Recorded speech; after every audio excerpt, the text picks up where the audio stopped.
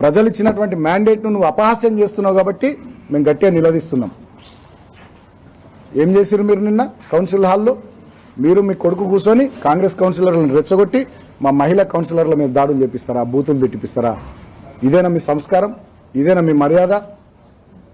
కాబట్టి ఇవాళ నేను ఒకటే మాట కోరుతా ఉన్న మంత్రి వివేక్ గారు, ఇప్పటికైనా ఇటువంటి చర్యలు బంద్ చేసుకోర్రి.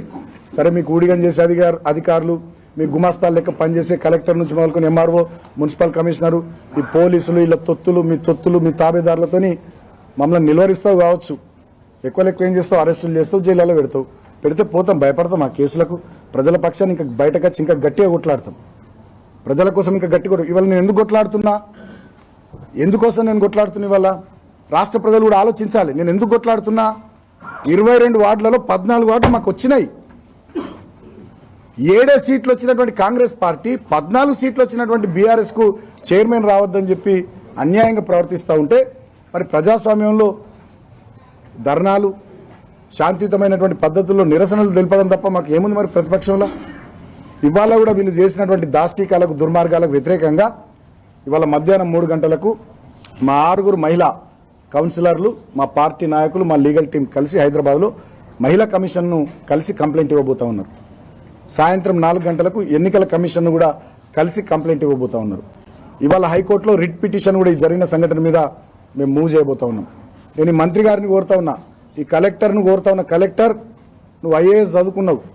With due respect mister Kumar Deepak, I'm speaking.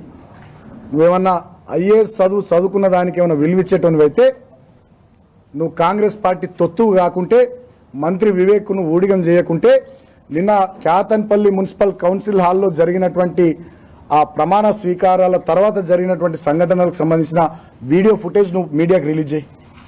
నువ్వు కాంగ్రెస్ పార్టీ తొత్తువు కాకుంటే, మంత్రి వివేక్ కు ఊడిగం చేయకుంటే నేను డిమాండ్ చేస్తా ఉన్నా. As opposition party I have right, నేను డిమాండ్ చేస్తా ఉన్నా. ఆ వీడియో ఫుటేజ్ మీడియాకు రిలీజ్ చేయండి.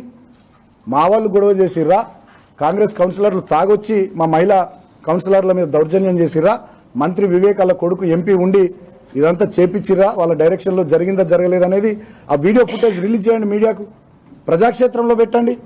ఎందుకు వీడియో ఫుటేజ్ రిలీజ్ చేస్తలేరు? నేను నిన్న కూడా డిమాండ్ చేసిన, వీడియో ఫుటేజ్ రిలీజ్ చేయండి. ఏం జరిగిందో ఇవాళ వాస్తవాలు తెలంగాణ ప్రజలకు తెలవాల్సినటువంటి అవసరం ఉంది.